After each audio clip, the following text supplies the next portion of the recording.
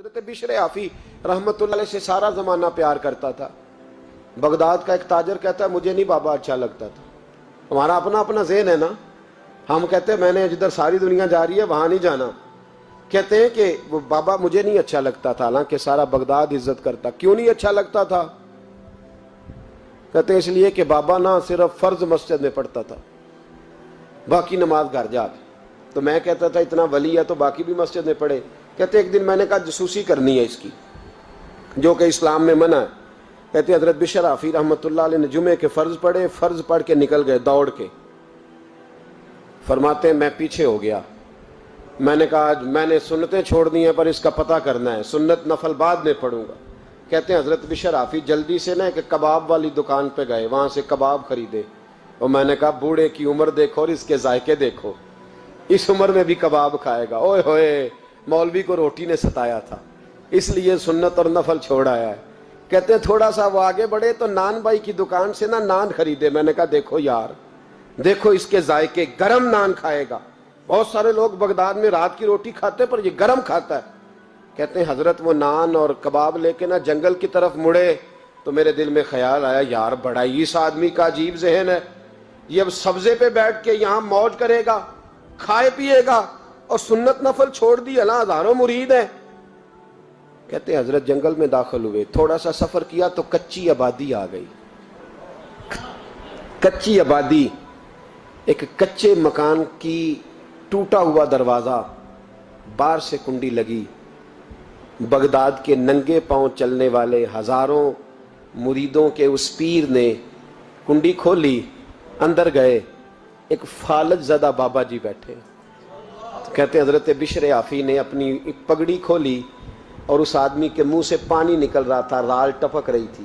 کہتے ہیں پہلے اپنی پگڑی سے منہ صاف کیا, پھر پیالے سے پانی ڈال کے منہ دھویا. پھر حضرت اس کے ٹانگوں پہ کپڑا ڈال کے روٹی کا لقمہ توڑ کے اس کے منہ میں ڈال کے کہنے لگے بابا ناراض نہ ہونا, جمعے والے دن مجھے دیر ہو جاتی ہے, ابھی تو میں نے سنت اور نفل بھی پڑھنے ہیں, ناراض نہ ہونا مجھے دیر ہو جاتی ہے.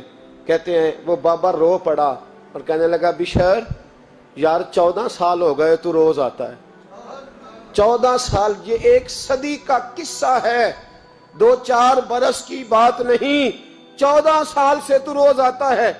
میں پتہ نہیں کب تک لاش بنے پڑا رہوں گا, تو کب تک آئے گا؟ حضرت بشر آفی نے بابے کے آنسو پوچھ کے کہا بابا فکر نہ کر, آج کے بعد یہ جملہ نہ کہنا کہ تو میرے لیے بوجھ ہے. فرمایا لوگ سمجھتے ہیں کہ میں نے عبادت کر کے مقام پایا ہے, لوگ سمجھتے ہیں میں نوافل زیادہ پڑھتا ہوں, دنیا جانتی ہے کہ میری رات کی تسبیح زیادہ مضبوط ہے, پر میں ان میں سے کوئی بات بھی نہیں. میں تو تیری نوکری کرتا ہوں تو اللہ نے میری عزتوں میں اضافہ فرما دیا ہے. سوچ ہی صاف نہیں, نظریہ ہی ٹھیک نہیں, فکر ہی ٹھیک نہیں. اسلام نظریے کا مذہب ہے, سوچ کا. مسند امام احمد بن حنبل کی حدیث سنی. حضرت انس بن مالک فرماتے ہیں جب انسان نے روزہ رکھا ہوتا ہے نا تو روح ویسے ہی پاک ہوتی ہے اس کی. میں نے یہ سوچا کہ کچھ باتیں ایسی کی جائیں جس سے تھوڑی سی سوچیں بھی تبدیل ہوں, کچھ سوچوں کا وضو, سوچوں کا غسل, افکار و نظریات کی بھی بات ہو. ہم سمجھتے ہیں کہ شاید کثرت عبادت اصل ہے. اقبال کہتے ہیں یہ ذکر نیم شبی, یہ مراقبے, یہ سرور, تیری خودی کے اگر نگہباں نہیں تو پھر کچھ بھی نہیں. تیری خودی کے اگر, اور پھر عام چیز نہیں کہا یہ ذکر نیم شبی, سویرے شہری کا ذکر, یہ مراقبہ, یہ جو تو گھنٹوں اللہ کی یاد میں بیٹھا رہتا, یہ سرور. کہتے بے کیف عبادت نہیں, سرور والی. یہ ذکر نیم شبی, یہ مراقبے, یہ سرور, تیری خودی کے اگر نگہباں نہیں, اگر تیرے نظریے کو نہیں بدل سکے, تیری سوچ نہیں بدل سکے, تیرا ایمان مضبوط نہیں کر سکے, تیری خودی کے اگر نگہباں نہیں تو پھر کچھ بھی نہیں. اور خرد نے کہہ بھی دیا لا الہ الا اللہ تو کیا حاصل, دل و نگاہ, دل و نگاہ, دل و نگاہ اگر مسلمان نہیں تو پھر کچھ بھی نہیں. دل و نگاہ. اقبال کہتے ہیں ایک دل کا کلمہ پڑھ, دوسرا نظر کا کلمہ پڑھ, ان پہ پابندی لگا.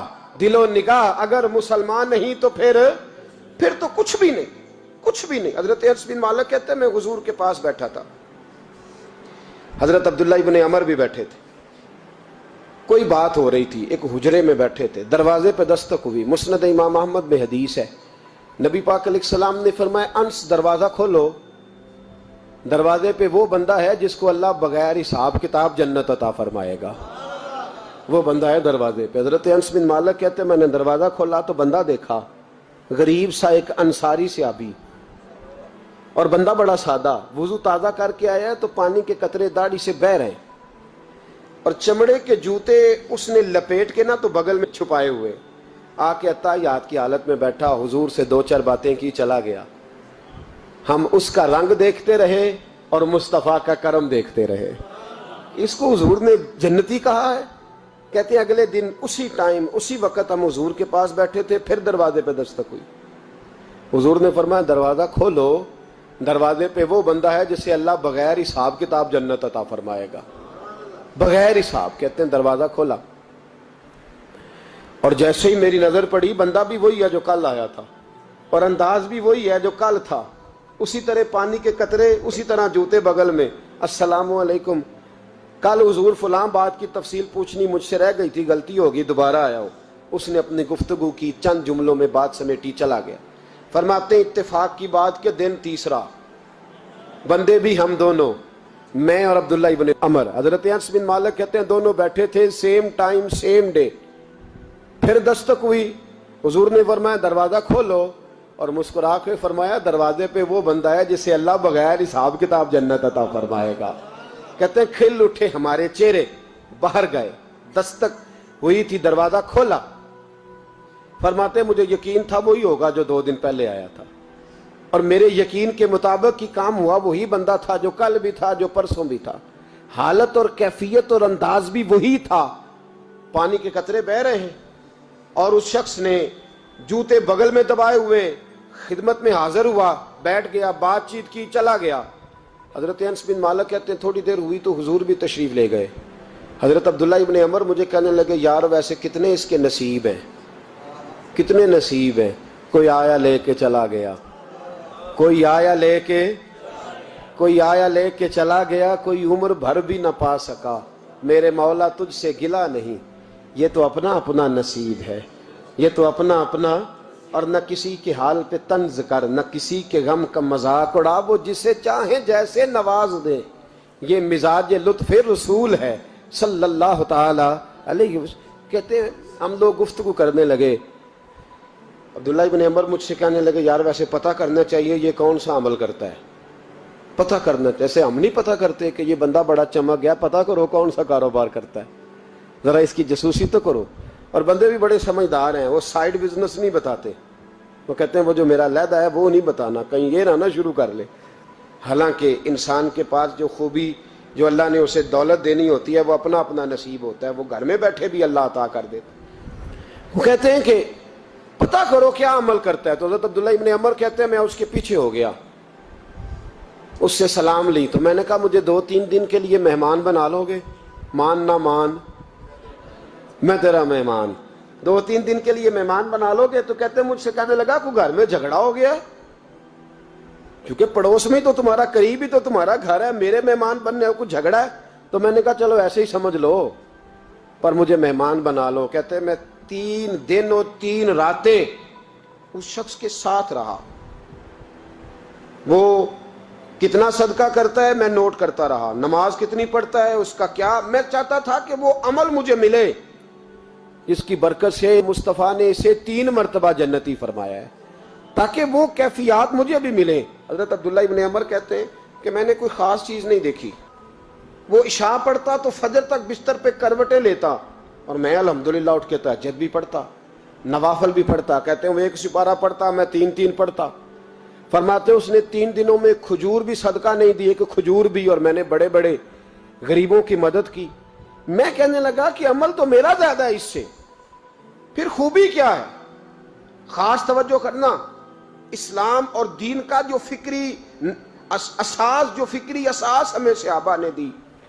حضرت عبداللہ ابن عمر کہتے ہیں میں نے تیسرے دن اسے کہا بھائی اللہ تیرا بھلا کرے، تو نے بڑی خدمت کی، میں نے جانا ہے میرا کوئی جھگڑا نہیں ہوا تھا، میں تو بس تیرا عمل دیکھنے آیا تھا کہ تو عمل کیا کرتا ہے۔ تو وہ صحابی کہتے ہیں مجھے کہنے لگے یار تو میرا عمل دیکھنے آیا تھا، مجھے بتا تو صحیح کیا نے، اور کیوں دیکھنے آیا میرا عمل، تجھے کیا ضرورت پڑی میری جاسوسی کی؟ تو کہتے ہیں مجھ سے جب اس نے سوال کیا تو میں نے اس کو کہا بھائی تو 3 دن آیا ہے نا ہم بیٹھے ہوئے تھے؟ کہا ہاں میں آتا رہا ہوں۔ کہا 3 دن نبی پاک نے فرمایا اللہ تجھے بغیر حساب کتاب جنت عطا فرمائے گا۔ تو میں چاہتا تھا کہ میں ذرا جاسوسی کروں، ذرا دیکھوں، کھوج لگاؤں کون سا ایسا عمل ہے، آپ بھی ذرا دھیان دیجئے گا، کون سا ایسا عمل ہے، حالانکہ تو عشاء پڑھتا ہے اور اٹھ کے فجر پڑھتا ہے، میں تہجد بھی پڑھتا ہوں، تیرا سپارہ 1 ہے میرے 3 ہے، کون سا ایسا عمل ہے جس کے سبب تجھے جنت ملے گی؟ کہتے ہیں وہ صحابی کہنے لگے یار کوئی ایسا عمل نہیں، کوئی شے نہیں، میں اس قابل ہی نہیں، من دانم کے من دانم، جو میں ہوں مجھے پتا ہے۔ کہا پھر کوئی بات تو ہوگی، تیری مہربانی بتا دے، میں نے 3 دن 3 راتیں محنت کی ہیں، بتا دے۔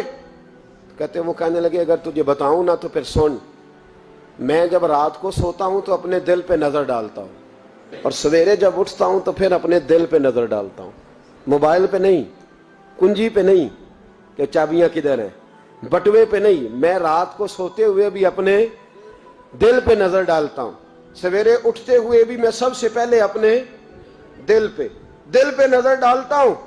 فرماتے ہیں الحمدللہ میرے دل میں کسی کا حسد نہیں ہے، کسی کے بارے میں کوئی کینہ نہیں ہے، کوئی کسی کے بارے میں میل نہیں، میں اللہ کے ہر بندے کے بارے میں سوچ، نظریہ، فکر اچھی رکھتا ہوں۔ اور فرمایا میں تیرے بارے میں بھی عبداللہ یہی سوچتا ہوں کہ تو مجھ سے زیادہ نیک ہے۔ الحمدللہ اس وقت بھی میرا ذہن یہ ہے کہ انس بن مالک مجھ سے زیادہ پرہیزگار ہے، اس وقت بھی میری سوچ یہ ہے کہ محبوب کے سب صحابہ میں سب سے کمزور میں ہی ہوں۔ نابد عبداللہ ابن عمر کہتے ہیں میں نے اس کا ہاتھ چوما، میں نے کہا سمجھ آ گئی ہے، تیرا نظریہ، تیری سوچ پکی اور سچی مسلمان ہے، تو دل اور روح کا مسلمان ہے، تو نظر اور روح کا مسلمان ہے۔ یہ سبب ہے کہ اللہ کے رسول نے زمین پر چلتے ہوئے بھی تجھے 3 دفعہ جنت کی بشارت عطا فرما دی۔